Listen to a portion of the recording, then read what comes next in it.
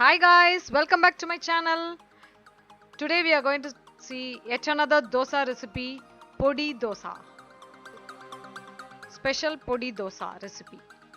For this you have to take the dosa tawa and keep it on the pan at low flame, and then sprinkle some water when it is heated.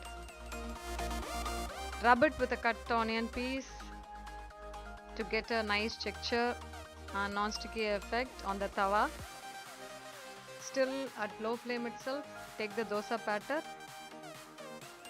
and pour 2 ladders of dosa batter onto the dosa tawa. If your dosa tawa is small, you can use 1 ladle and spread it evenly. It should be very thin. If you need the homemade dosa batter recipe, leave a comment. I will post the video for it. Apply oil onto the dosa and spread the oil. After spreading, you need to take the idli podi, which is homemade as well.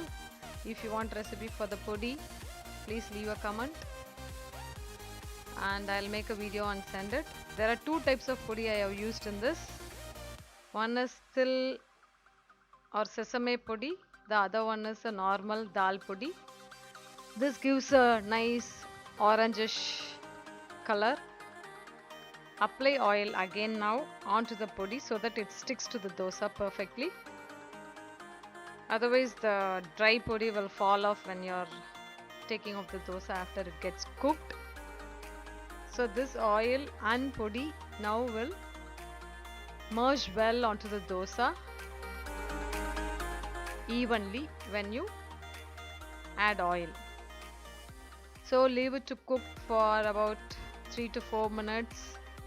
But while cooking you can leave it at high flame until it becomes nice brown color.